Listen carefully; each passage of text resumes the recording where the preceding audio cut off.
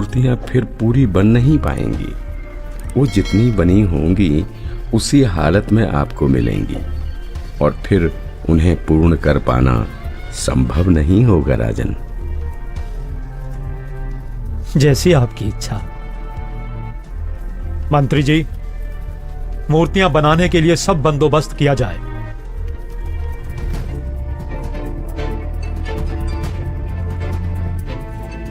प्रणाम महात्मा जी। इंद्रदमन, मूर्तियां बनवाई क्या?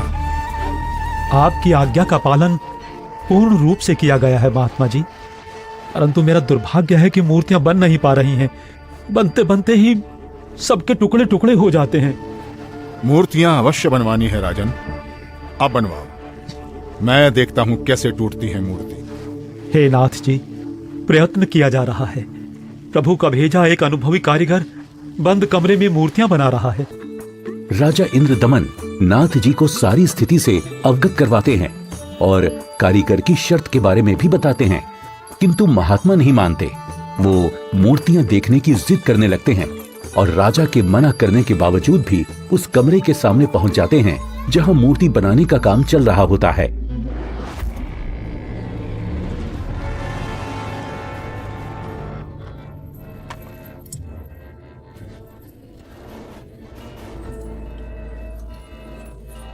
कारीगर, दरवाजा खोलो, दरवाजा खोलो कारीगर। मैं कहता हूं दरवाजा खोलो कारीगर, हमें मूर्तियां देखनी है।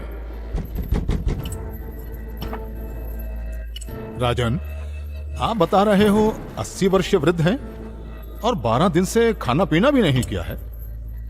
अब आवाज भी बंद है, कहीं कारीगर मर न गया हो। आप दरवाजे को तोड़वा दीजिए। राजा ना चाहते हुए भी नाथ जी के कहने पर दरवाजे को सैनिकों से तोड़वा देते हैं।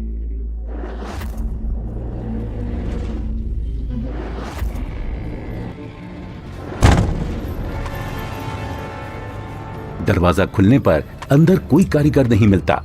वहां श्री कृष्ण, बलराम और सुभद्रा जी की 3 मूर्तियां रखी होती हैं, परंतु उन मूर्तियों के हाथ और पैर के पंजे नहीं बन पाए थे। ये देखकर सभी चौंक जाते हैं। हे भगवान, वो बुजुर्ग कारीगर तो यहां है ही नहीं। इसका मतलब वो कोई साधारण व्यक्ति नहीं थे, बल्कि स्वयं भगवान ही थे। मंदिर का निर्माण पूरा हो चुका है। अब इन्हीं मूर्तियों को भगवान की इच्छा समझकर मंदिर में स्थापित करवा दो राजन। हो सकता है प्रभु को यही स्वीकार हो। लगता है श्री कृष्ण ही स्वयं मूर्तियां बनाकर गए हैं। मंदिर का निर्माण कार्य संपन्न हो चुका था। अब बारी थी तो मूर्तियों में प्राण प्रतिष्ठा की, जिसके लिए राजा, रानी, मंत्री, महामंत्री और काफी संख्या में पंडित ब्राह्मण मंदिर के सामने पहुंच जाते हैं।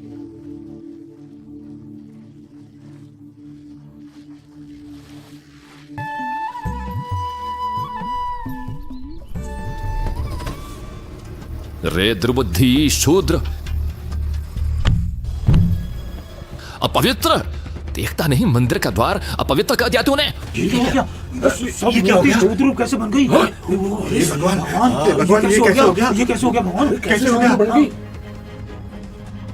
प्रभु क्षुब्ध हो गई हैं क्योंकि मुख्य द्वार को उस शूद्र ने अशुद्ध कर दिया है, इसलिए सब मूर्तियों ने शूद्र रूप धारण कर लिया। बहुत बड़ा अनिष्ट हो गया राजन।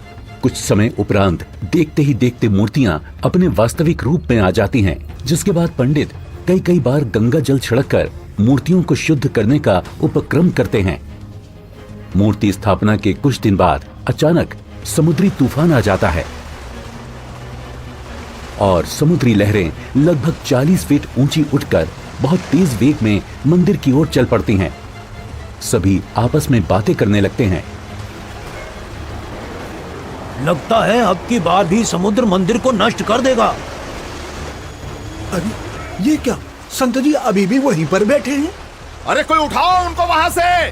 सभी चिल्लाते हैं, हट जाओ, हट जाओ, हट जाओ, वहां से पीछे हट जाओ, समुद्री तूफान आ रहा है। हट जाओ, हट जाओ, वहां से पीछे आ जाओ, महात्मा जी, पीछे आ जाओ। अरे अरे अरे अरे अरे ये क्या हो गया? ये क्या हो गया? ये क्या हो गया? अरे क्या हो गया? महात्मा जी ने पानी को वहीं पर रोक दिया है राजन। लगता है अब की बार मंदिर बच जाएगा। महात्मा अवश्य ही कोई परम शक्ति युक्त है।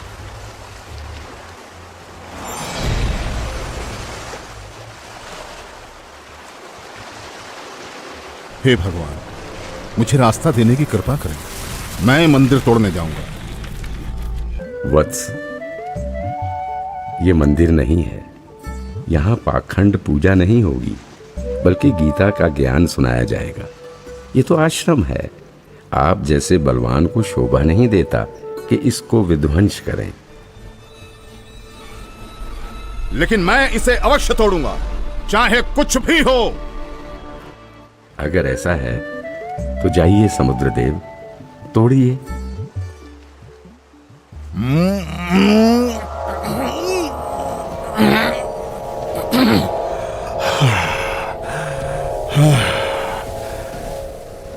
मैं आपकी शक्ति के आगे विवश हूं स्वामी। आपकी शक्ति अपार है।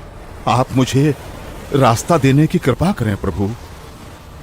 मैंने राजा इंद्रदमन को मंदिर की रक्षा का वचन दिया है। मैं मार्ग से नहीं हट सकता समुद्रदेव। आप ऐसा कुकृत्य क्यों करना चाहते हैं?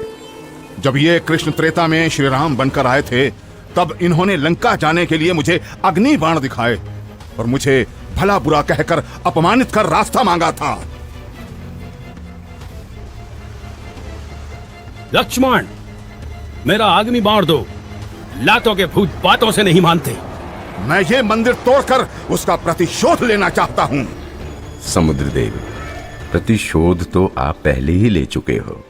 आपने तो समस्त द्वारिका पहले ही डुबो दी है। जी नहीं, अभी वो पूर्ण रूप से नहीं डूबी। कोई प्रबल शक्ति युक्त संत आने के कारण मेरा वो कार्य भी अधूरा रह गया और वो आधी ही डूब सकी, क्योंकि मुझे वहां पर किसी ने मानो बांध दिया है। वत्स, वहां भी मैं ही पहुंचा था और मैंने ही वो अवशेष बचाया था। अब जा, शेष बची द्वारका को भी डुबो ले, परंतु उस यादगार को छोड़ देना जहां श्री कृष्ण के शरीर का अंतिम संस्कार किया गया था। अन्यथा आने वाले समय में ये भ्रम पैदा होगा कि श्री कृष्ण की मृत्यु ही नहीं हुई। समुद्र, ध्यान देकर सुन। यदि फिर इधर मंदिर तोड़ने आया तो बात ठीक नहीं रहेगी। कबीर परमेश्वर के आदेश से समुद्र लगभग 1.5 किलोमीटर पीछे हट जाता है, जिसे देखकर वहां खड़े राजा, मंत्री, सैनिक और जनता सभी खुशी मनाने लगते हैं और जय जयकार करने लगते हैं संत रूप में आए कबीर परमेश्वर की। महात्मा की जय हो, महात्मा की जय हो, जय हो, जय हो, जय हो, जय हो।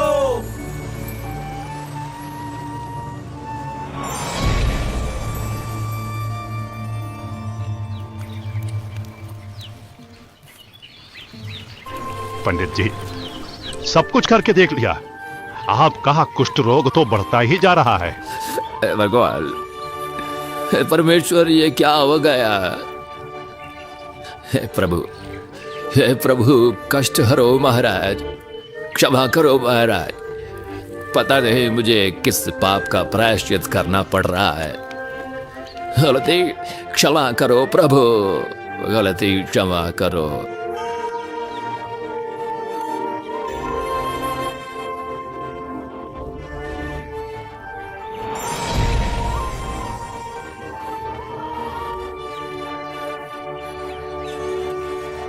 हे भक्त, तूने मुख्य द्वार पर खड़े एक संत को नीच जाति का समझकर धक्का दिया है।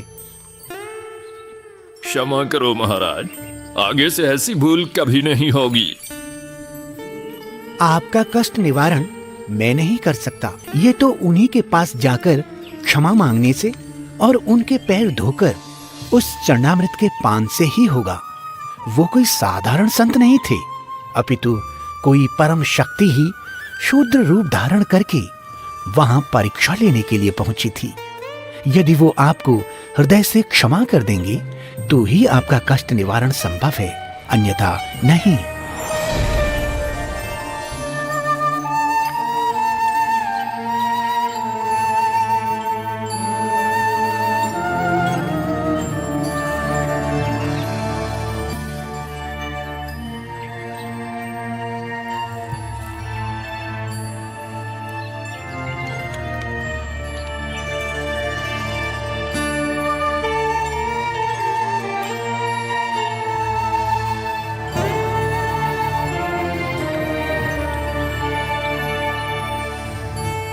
सुना है कि पंडित जी ने प्राण प्रतिष्ठा वाले दिन जिसको धक्के मारकर मंदिर से बाहर गिराया था, भगवान श्री कृष्ण ने दर्शन देकर उन्हीं से माफी मांगने को कहा है। अच्छा, हाँ, मुनि की खोज सभी कर रहे हैं ताकि पंडित जी का कोढ़ का रोग ठीक हो सके।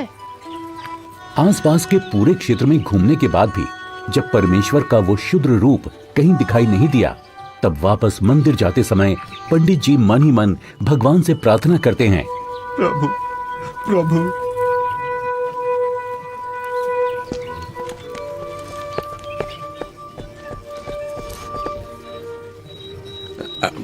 अरे अरे रुकिए पंडित जी, मैं शूद्र हूं, मेरे नजदीक मत आइए, आप भी अशुद्ध हो जाएंगे। आप ऐसा न बोले, मैं बहुत शर्मिंदा हूं भगवान। परवरदिगार, मेरा दोष क्षमा कीजिए, मुझ पर दया कीजिए करुणानिधि। क्या बात है पंडित जी, आप क्यों विलाप कर रहे हैं? महाराज, उस दिन मुझसे बहुत बड़ी भूल हो गई, मुझे क्षमा कर दीजिए प्रभु। ये नीच प्राणी प्रायश्चित करना चाहता है, अपने चरणों का जल देने की कृपा करें जिससे मेरा कोढ़ ठीक हो सके प्रभु।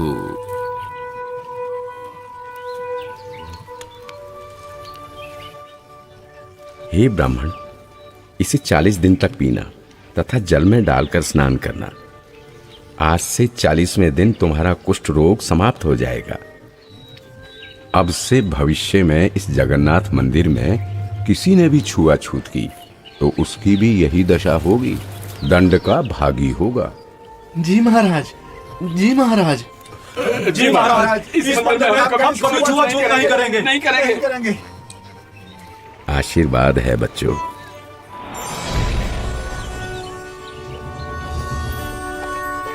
कहते हैं जगत का पेख ना पेख्या, धनी का नाम ना लेखिया। कोई कहता है कि मंदिर श्री कृष्ण जी ने बनवाया, तो कोई कहता है कि जगन्नाथ भगवान ने बनाया, लेकिन जो करने वाला था उसका कहीं नाम नहीं। खैर, वो परमात्मा अपने आप में ही पूर्ण है, वो किसी महिमा का मोहताज नहीं। तो आपने देखा कि किस प्रकार परमेश्वर कबीर देव जी ने संत रूप में प्रकट होकर समुद्र को रोककर जगन्नाथ मंदिर की स्थापना करवाई, कारीगर रूप में अवतरित होकर मूर्तियां बनाई और क्षुद्र रूप बनाकर मंदिर से छुआछूत जैसी बुराई को हमेशा हमेशा के लिए खत्म कर दिया। समर्थ का कार्य समर्थ ही कर सकता है। तो ये थी कहानी पुरी के जगन्नाथ मंदिर की।